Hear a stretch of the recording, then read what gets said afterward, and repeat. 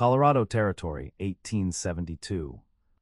The sun cast long shadows across the Front Range foothills as Nathan Morrison surveyed his empire from the porch of his two-story ranch house. At 26, he owned the largest cattle operation in Eagle County, 6,000 acres of prime grazing land, 300 head of Hereford cattle, and a house that stood as a monument to what ambition could build on the frontier. And it meant nothing. Nathan tugged at his collar, uncomfortable in the formal attire he wore for business in town. The wool coat felt as constricting as the emptiness of his home. He gazed across his property, fences, barns, corrals, bunkhouse, all testament to 5 years of relentless work since arriving with nothing but determination and the knowledge of cattle he'd gained working other men's herds. A man builds an empire to leave something behind, his father had told him. But what was the point? The vast house echoed with his solitary footsteps each night, the dining table stretched before him, set for one. Out here, 30 miles from the nearest town, a man could work himself into the grave and leave nothing but property for strangers to squabble over. Nathan had learned early. The frontier rewarded the self-sufficient and punished the sentimental. Love was a luxury, ill-suited to a land where nature and man conspired to take everything you built. Better to focus on what could be controlled, land, cattle, dollars in the bank, than risk the pain of attachment. The distant sound of wheels pulled Nathan from his thoughts. The supply wagon from town was a day early. He straightened his vest and descended the porch steps as the wagon came into view, driven not by old Sam Jenkins as expected, but by a woman. She was young, perhaps 22, with honey-blonde hair peeking from beneath a sensible bonnet. Her blue calico dress, though clean and carefully mended, showed the unmistakable signs of reduced circumstances. She handled the team with confident precision, bringing the wagon to a perfect stop in the yard. Mr. Morrison, her voice carried clearly across the distance, neither timid nor overly familiar. That's right. Nathan approached, noting how she sat straight-backed on the wagon seat, her chin lifted with quiet dignity despite what must have been an exhausting journey. I wasn't expecting supplies until tomorrow. I'm Penelope Whitman. She gathered her skirts and descended from the wagon with practiced ease. Mr. Jenkins took ill. I've brought your supplies and a letter from Mr. Hollister at the Mercantile. She extended an envelope and Nathan took it, curiosity piqued by the formality. He broke the seal and scanned the contents. Tom Hollister's penmanship was as meticulous as his bookkeeping. Mrs. Whitman, Nathan said, looking up from the letter, it seems Mr. Hollister believes you might be suitable for the housekeeper position I've been trying to fill. Something flashed in her eyes, pride warring with necessity, before she nodded. I understand you've had difficulty finding someone willing to live this far from town. I'm capable and willing to work. Only then did Nathan notice the small trunk tied to the back of the wagon, alongside his supplies. She had come prepared to stay, betting everything on his acceptance. Mr. Hollister mentions you're recently widowed. Nathan kept his tone neutral, though questions multiplied in his mind. 6 months ago. My husband Daniel was a freight driver. His wagon overturned on Wolf Creek Pass. Her voice remained steady, though her fingers tightened almost imperceptibly on her reticule. I've been taking in laundry and mending, but that's barely survival in a place like Timberline, Nathan finished. He knew the mining town well enough to understand a young widow's precarious position there. I need steady work, Mr.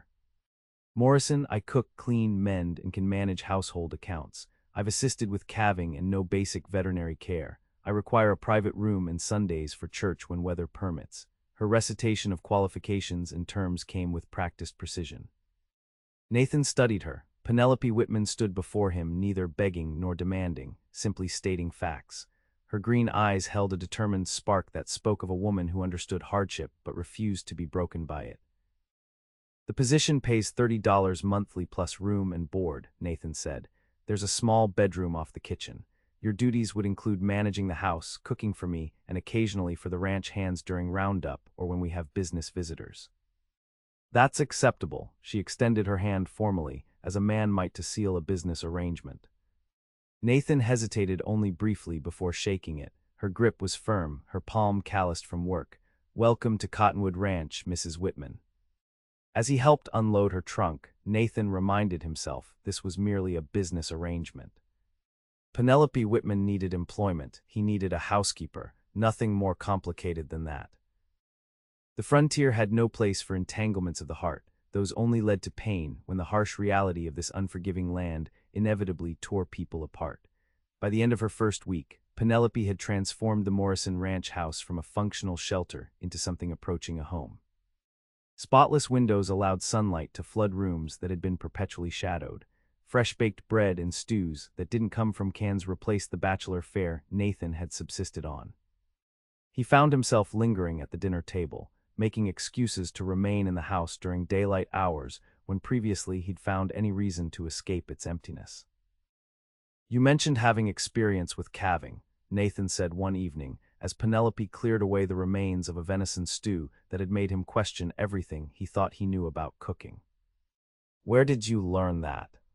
"My father's farm in Kansas." A small smile softened her features.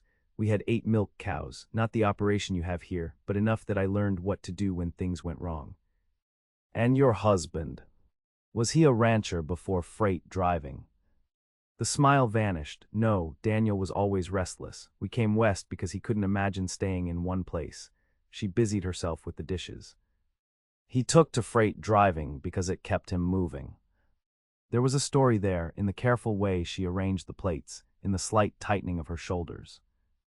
But Nathan knew better than to pry. "Everyone out here carried ghosts. One of the Herefords is due any day," he said instead. "Good bloodlines, valuable calf." "I noticed her when I walked to the creek yesterday." Penelope turned, drying her hands on her apron. "She's carrying low, I'd guess twin calves." Nathan raised an eyebrow, impressed despite himself. "That was my thought as well. My foreman disagrees." "I suppose we'll know soon enough." She offered a tentative smile that caught him off guard, warm and genuine in a way that made something shift uncomfortably in his chest.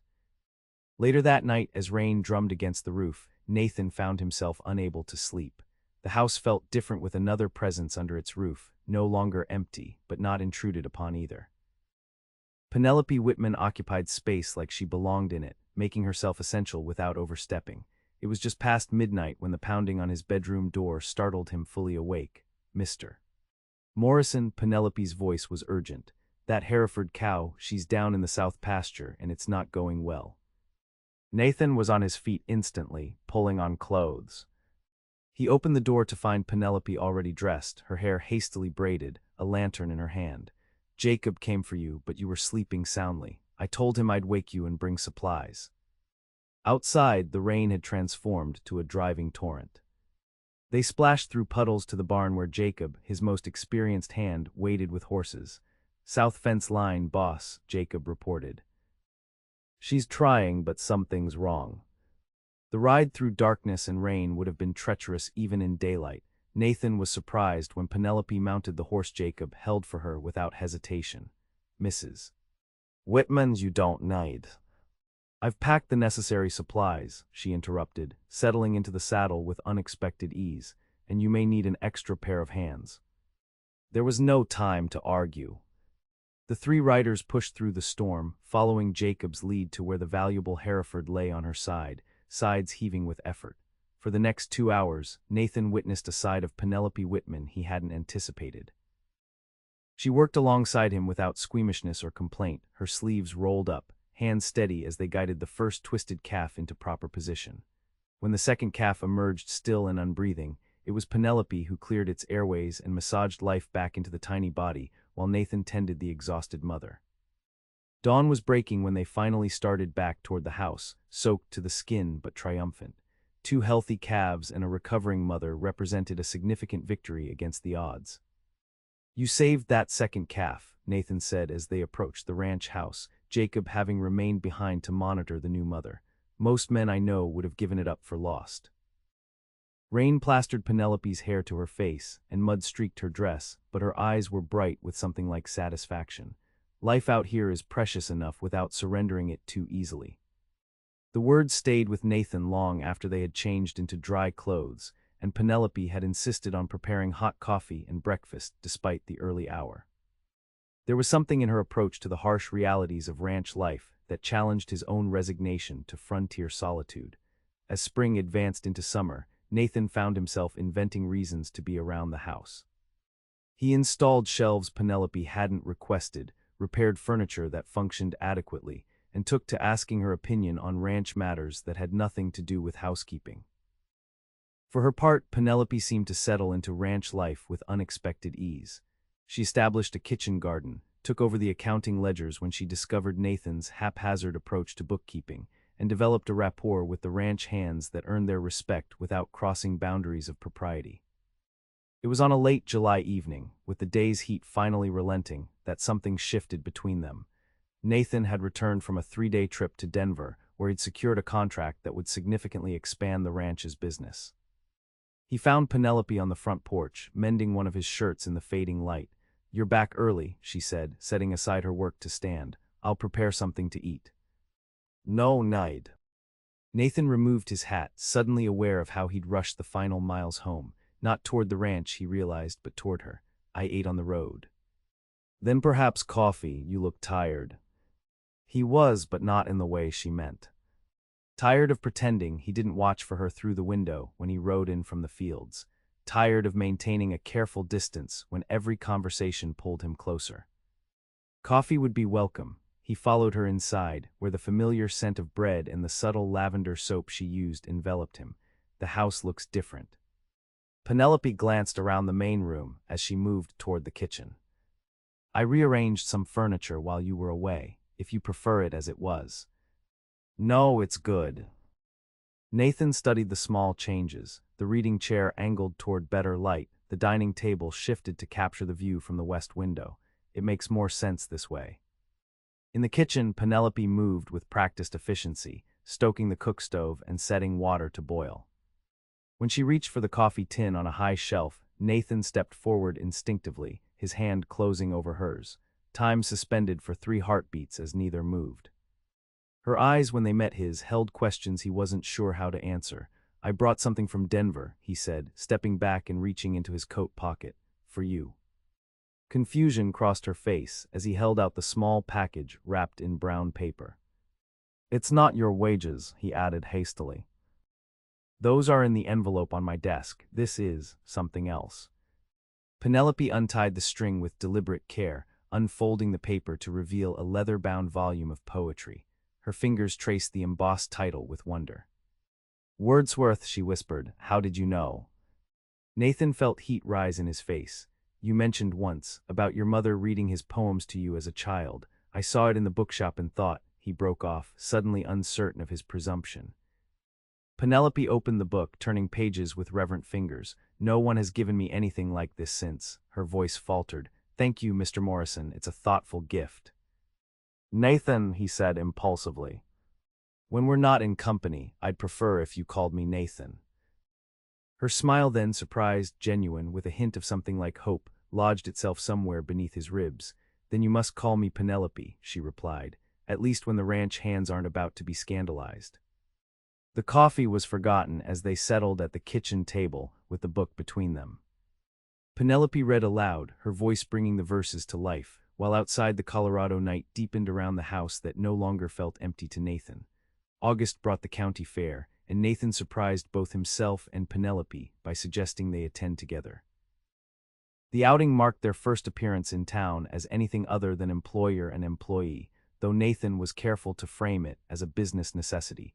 Ranchers were expected to show support for community events.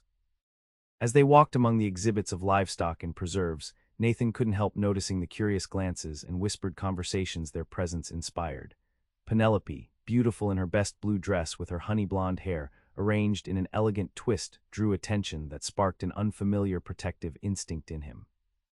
"Mrs. Foster seems particularly interested in our arrival," Penelope murmured as they passed the preserve's judge, a sharp-eyed widow whose husband had owned the competing ranch until his death 2 years prior. "Eugenia Foster is interested in anything that might provide grist for the town gossip mill," Nathan replied, unconsciously placing his hand at the small of Penelope's back as they navigated through a crowded area. "She's been trying to marry me off to her niece since I bought the ranch." "Ah," Penelope's expression remained neutral, but something in her tone made Nathan glance down at her. "Miss Chamberlain is quite pretty. And from a good family, I understand." Caroline Chamberlain is indeed pretty, well-connected, and thoroughly uninterested in ranch life beyond the social status it might confer. Nathan guided them toward the livestock pens, where his foreman Jacob was preparing to show one of the ranch's prize bulls. She made that clear enough when she visited the ranch last spring and complained about the dust ruining her dress. A small smile played at the corner of Penelope's mouth. "I believe I've mended that very dress of yours, the one she found so offensive." "You have indeed." Nathan found himself returning her smile, aware of a warmth in his chest that had become increasingly familiar in her presence. "I find I prefer practical women who don't mind a little honest dirt." The moment lingered until they reached the showing pen, where Jacob's triumphant wave signaled the bull's victory. The celebration that followed, congratulations from neighboring ranchers, discussions of breeding possibilities, kept them occupied through the afternoon. It was during the evening dance that the fragile peace between them fractured.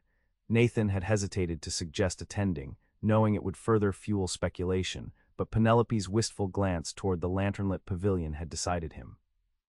They had shared 2 dances, Nathan surprising himself with how naturally they moved together, when an unwelcome voice interrupted. "Morrison, didn't expect to see you being sociable."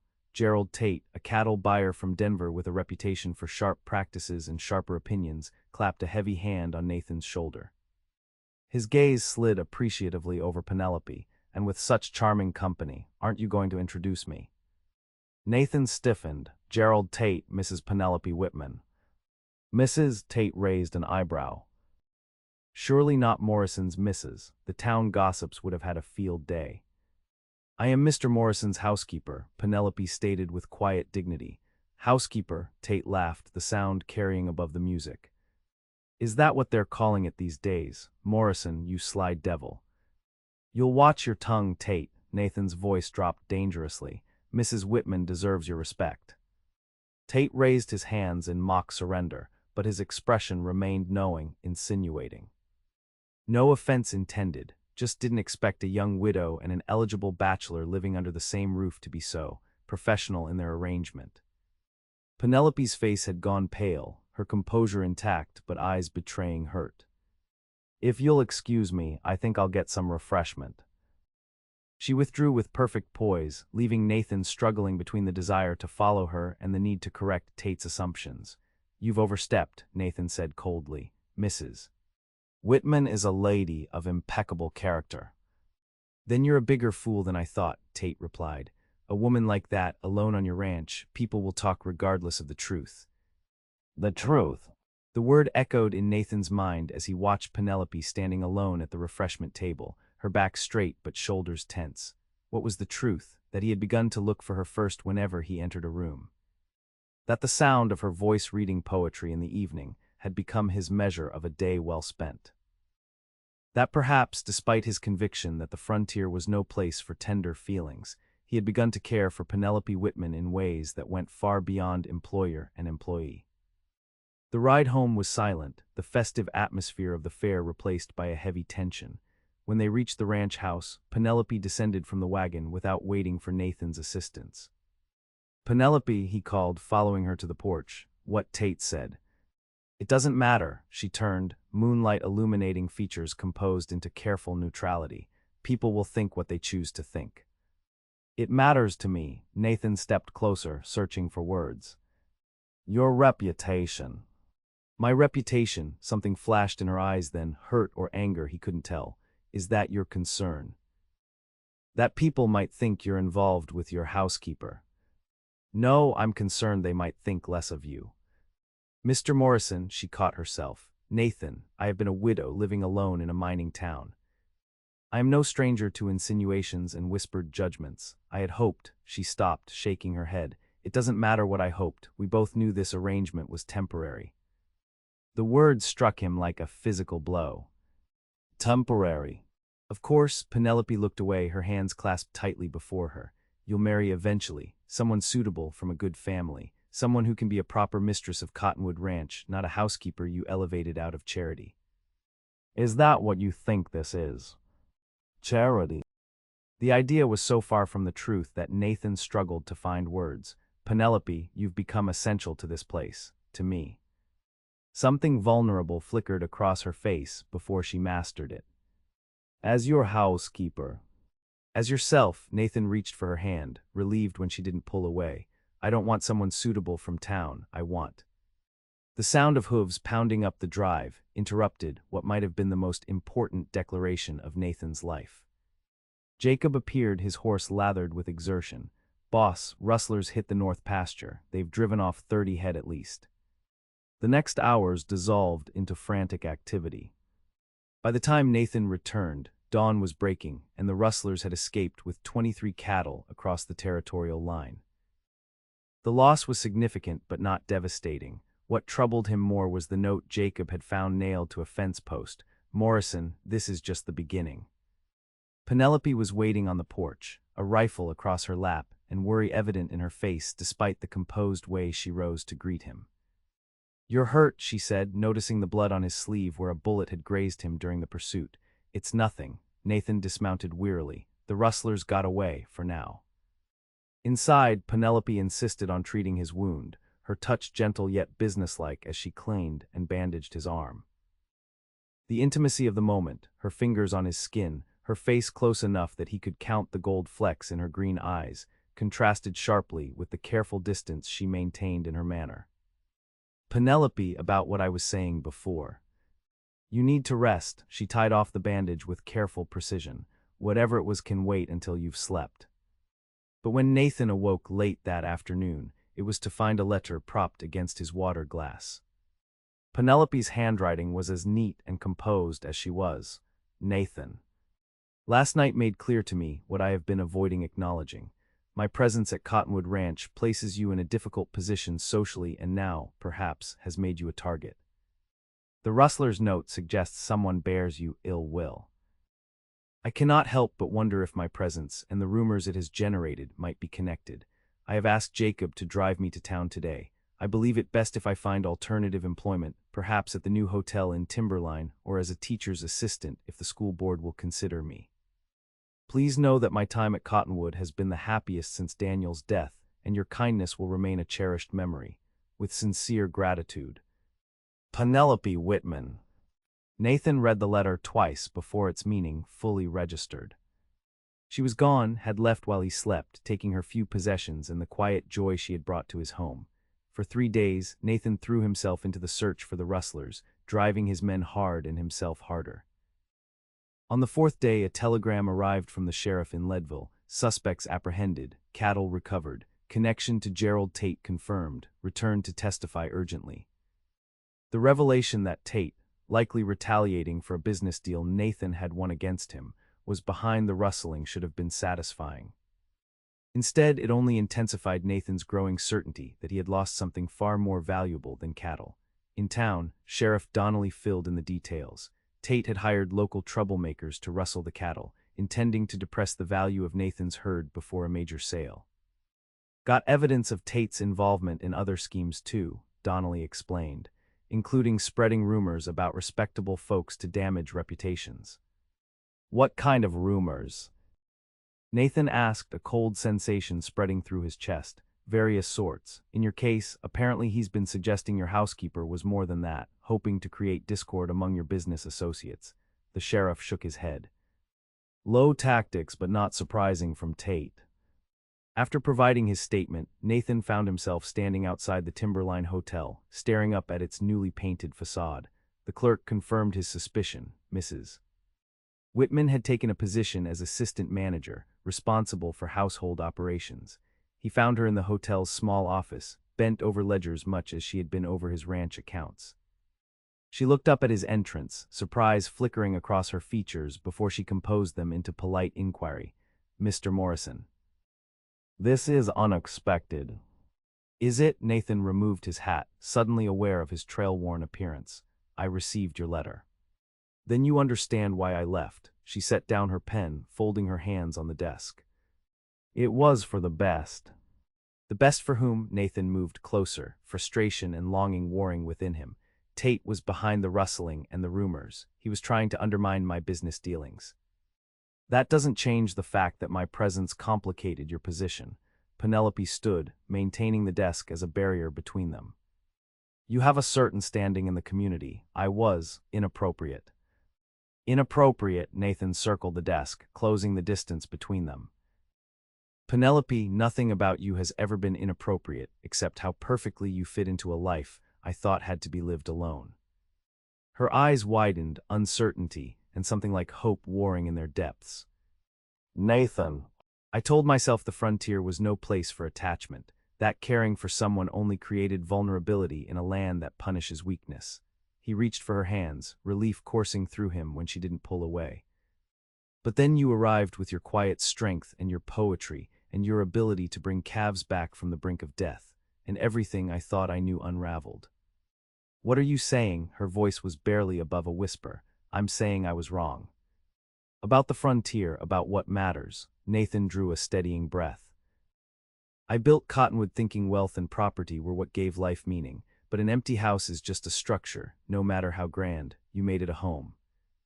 Tears gathered in Penelope's eyes. I can't be your housekeeper anymore, Nathan. Good, he squeezed her hands gently, because I'm asking you to be my wife. The tears spilled over then, tracking silver paths down her cheeks. People will talk. They'll say you married your housekeeper. Let them, I'll be too busy being grateful to care. Nathan lifted a hand to her face, gently brushing away tears. Unless you don't want. I do want, her words came in a rush, as though a dam had broken. More than I've allowed myself to admit, but Nathan, there are things you should know about me, about my marriage to Daniel. Something in her tone made Nathan lead her to the small settee in the corner of the office. Tell me. Daniel didn't die in an accident. Penelope's voice was steady despite the pain evident in her eyes. He abandoned me. Left me in Timberline with unpaid debts and no means of support. The story about the wagon accident was something I created when I learned he'd been killed in a saloon fight in Durango 3 months later. Nathan absorbed this, studying her face. Why tell me this now? Because I want no secrets between us. She straightened, bracing as if for rejection. My first marriage was built on illusions, Daniel's charm and promises that never manifested. I won't begin another with deception, even a deception born of shame. Instead of the condemnation she clearly expected, Nathan felt only a deepening respect. Penelope, do you think less of me knowing I arrived in Colorado with nothing but the clothes on my back and built Cottonwood through sheer stubborn refusal to fail? Of course not. That only makes me admire you more. Then why would I think less of you for surviving abandonment with dignity and resourcefulness? Nathan took her hands again. We've both built lives from difficult beginnings. I'm asking if you'll build the next chapter together.